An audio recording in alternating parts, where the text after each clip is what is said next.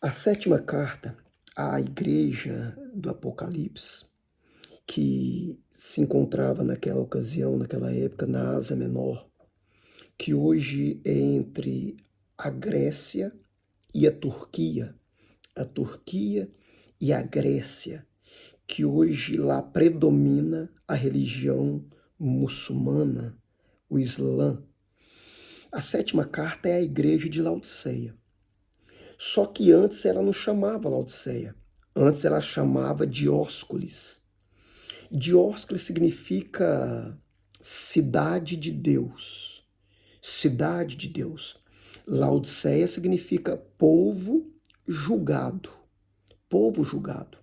Mas antes ela chamava Diósculis, era uma cidade pequena, não muito famosa, não muito popular, porém era a cidade de Deus. Vem um imperador e implanta um sistema de governo que aos olhos das pessoas que habitavam em Dióscuris era muito bom.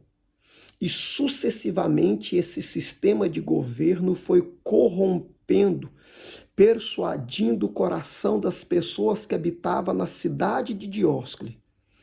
Sucessivamente foi persuadindo o coração deles até convencê-los.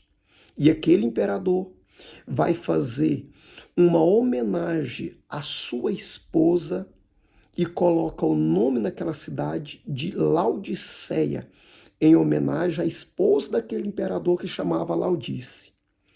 E observa que aquele imperador ele começa a comprar o povo daquela cidade, fazendo o quê? Fazendo ruas pavimentadas, trazendo alguns tipos de comércio para aquela cidade. E sucessivamente, quando o povo pensou que não, eles já estavam totalmente vendido pelas propostas daquele imperador. E o interessante é que quando nós lemos no capítulo 3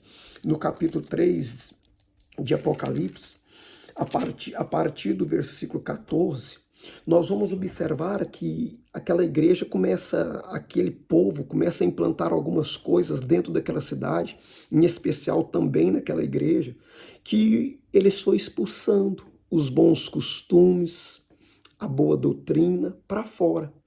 Sucessivamente eles foram empurrando Jesus para fora.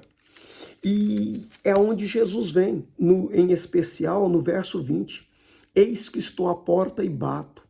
Se alguém ouvir a minha voz e abrir a porta, entrarei em sua casa e com ele cearei e ele comigo.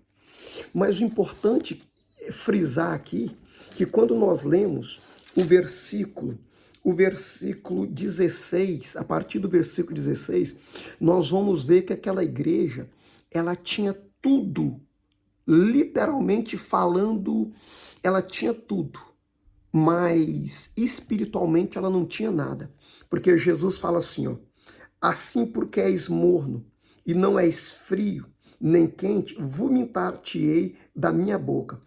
Começou a entrar a dúvida no coração da igreja de Laodiceia. E a dúvida,